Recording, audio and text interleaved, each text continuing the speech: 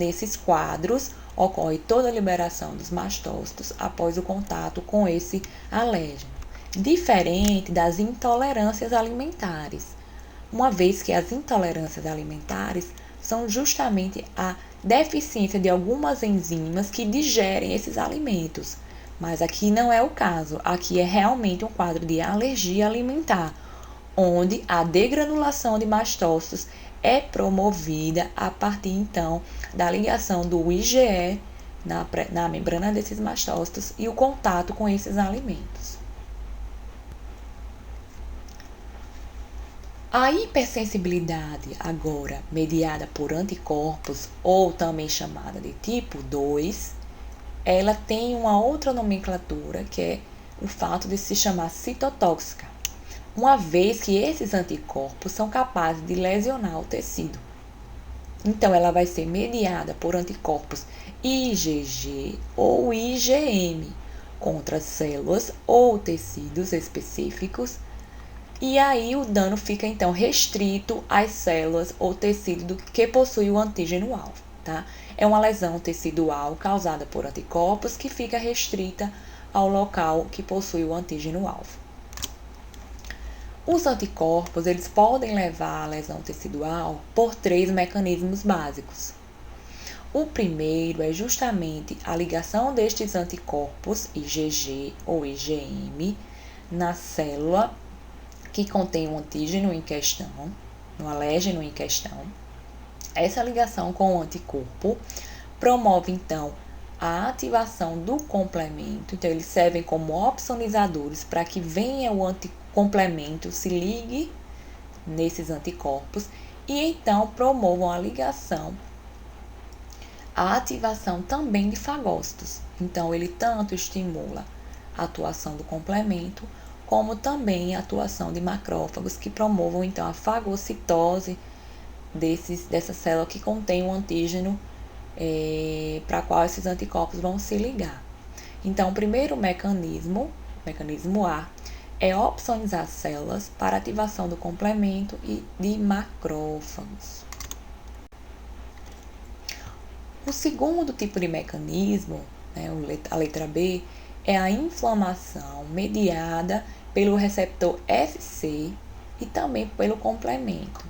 Então, veja, quando o anticorpo IgG ou IgM se liga ao antígeno, ao alérgeno, ele é capaz de ativar o sistema complemento, que durante a cascata de ativação produz alguns subprodutos do complemento, que são as frações A ou anafilotoxinas, C5A, C3A, que por sua vez tem a capacidade de se ligar a neutrófilos e atraí-los para o local onde possui esse alérgeno-alvo.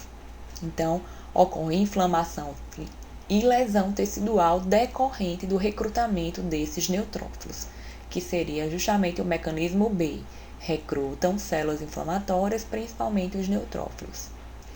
O terceiro mecanismo da hipersensibilidade mediada por anticorpos IgG e IgM são alguns tipos de alterações das respostas fisiológicas que não vão levar à lesão celular e tecidual, mas vão alterar essas respostas fisiológicas naturais. Então, não se sabe exatamente por que alguns tipos de anticorpos IgG e IgM possuem a capacidade de se ligar, por exemplo, a receptores normais, aqui no caso, uma célula epitelial tireoide, expressando na superfície o receptor para o hormônio TSH, e aí vem estes anticorpos e se ligam a esse receptor de TSH, então estimulam o receptor sem a presença do ligante, causando o quadro de hipertireoidismo. Já, por exemplo, aqui no segundo quadro, nós temos a liberação durante a terminação nervosa, durante a transmissão neuronal, a liberação do neurotransmissor acetilcolina. E aí, então, os anticorpos, eles se ligam no receptor de acetilcolina em alguns locais, como, por exemplo, o músculo, e impede a ligação do neurotransmissor para o músculo, levando a um outro quadro, por exemplo, a miastenia graves, que é a falta da atuação da acetilcolina no músculo, tá? Então, seria o mecanismo C. Estes anticorpos se ligam a receptores normais, alterando ou bloqueando sua função. Como exemplo de doenças promovidas pela hipersensibilidade mediada por anticorpos, ou tipo 2, nós já falamos de algumas, mas podemos citar a febre reumática, em que o antígeno estreptocócico da parede celular e o anticorpo reage cruzadamente com o antígeno do miocárdio, um processo que a gente chama de reação cruzada, promovendo inflamação e ativações de macrófagos, que levam a manifestações clínicas patológicas como a miocardite e a artrite. Ainda como exemplo, nós temos a doença de Graves, ou hipertireoidismo, em que, como nós já vimos, ocorre a ligação dos anticorpos IgG e IgM ao receptor do TSH na tireoide, e esses anticorpos têm a capacidade de estimular esses receptores, levando a um aumento da atividade da tireoide, ou hipertireoidismo. Já em relação ao diabetes, diabetes resistente à insulina, ou diabetes tipo 2, também é um mecanismo, também uma doença promovida através de um mecanismo de hipersensibilidade mediada por anticorpos. Nesse caso, o antígeno-alvo é o receptor da insulina e o anticorpo inibe a ligação da insulina do seu receptor, levando então um quadro de hiperglicemia e cetoacidose, como nós já sabemos que é característico da diabetes. Em relação ao terceiro tipo de hipersensibilidade, ou mediada por imunocomplexos, nós temos o tipo 3, em que o imunocomplexo, isto é, a ligação, a interação entre o antígeno e anticorpo, são normalmente produzidos durante a resposta imune normal. Entretanto, a sua produção em quantidade excessiva ou a não remoção eficiente destes complexos pelos fagócitos promovem a deposição desses imunocomplexos nos tecidos. E aí, geralmente, esses imunocomplexos têm afinidade por membranas carregadas negativamente, como, por exemplo, alguns vasos e glomérulos renais, o que causaria o que a gente chama de glomerulonefrite, que é a deposição de imunocomplexos na membrana glomerular dos rins, levando à sua inflamação. Também eles têm atração por líquidos, como, por exemplo, o líquido sinovial. E aí, a deposição desses imunocomplexos nesse líquido sinovial leva ao quadro que a gente chama de artrite. Então, basicamente, o que acontece? Ocorre a primeira fase, aqui nessa figura à sua direita, que é a fase de formação dos imunocomplexos, ligação antígeno-anticorpo, tá? A segunda fase é justamente a deposição desses imunocomplexos nas superfícies de vasos, de membranas, de líquidos. E aí esse imunocomplexo depositado, ele é capaz de recrutar e ativar leucócitos, principalmente neutrófilos, devido à ligação do complemento. Então, esse imunocomplexo ligado a esses locais possui a capacidade de ativar complemento, levando, como nós já vimos, a toda uma cascata de ativação do complemento, em que as frações A, C4A, C3A e C5A são chamadas de anafilotoxinas e possui a capacidade também de ativar basófilos e mastócitos, que liberam seus grânulos.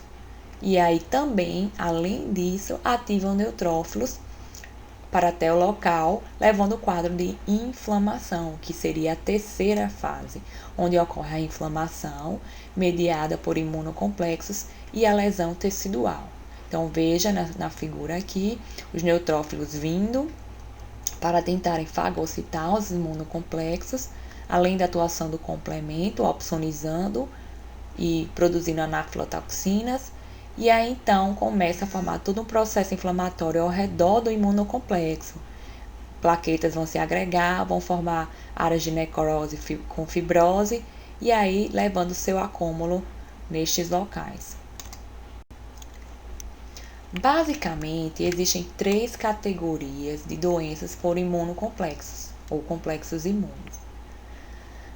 A primeira, a causa inicial dessa deposição dos imunocomplexos é justamente a infecção persistente, no qual, por exemplo, o antígeno microbiano entra em contato várias vezes no nosso organismo, leva o estímulo para a secreção de anticorpos IgG, e anticorpos IgG e IgM, que vão formar imunocomplexos e vão começar a se depositar, por exemplo, nos órgãos infectados com esse antígeno microbiano. Os rins são o principal exemplo. Então, infecções persistentes levam à produção crônica de complexos imunes e sua eventual deposição nos tecidos. Como exemplos, nós podemos lembrar da hanseníase, da malária e da hepatite viral. Então, como são infecções virais ou bacterianas persistentes ou parasitárias, ocorre a produção crônica de complexos imunes que podem então se depositar. A segunda categoria de doenças por imunocomplexos são justamente aquelas promovidas por autoimunidade, em que o organismo começa a produzir autoantígenos, ou seja, alguns anticorpos reconhecem células saudáveis como antígenos, e aí geralmente essas doenças autoimunes também podem gerar a produção contínua de autoanticorpo para combater esse autoantígeno, levando à formação prolongada de imunocomplexo. Exemplo clássico é o lúpus eritematoso sistêmico, artrite reumatoide, em que são doenças autoimunes que promovem o recrutamento e a formação de imunocomplexos continuamente. Em relação ao antígeno inalado, que seria a terceira categoria, nós podemos entender que quando nós temos o contato direto com antígenos, por exemplo, de fungos, de planta ou de animais, essa inalação repetida de antígenos ambientais podem resultar na formação de imunocomplexos nos alvéolos pulmonares, Então, começam a ser depositados imunocomplexos, principalmente nos pulmões.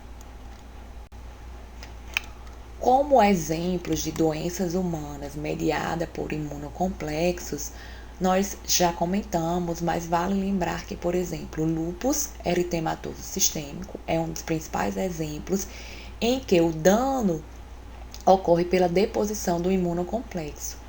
Esse imunocomplexo é geralmente formado por antígenos próprios do indivíduo, em que são atacados por autoanticorpos. Então, algumas partes das células saudáveis, como por exemplo o DNA celular, algumas proteínas do núcleo, são atacadas por autoanticorpos, formando um imunocomplexo, que leva então à sua deposição em alguns locais específicos, como por exemplo vasos, líquidos sinoviais e também o glomérulo. E aí levaria então como manifestação clínico-patológica a nefrite, a artrite e a vasculite.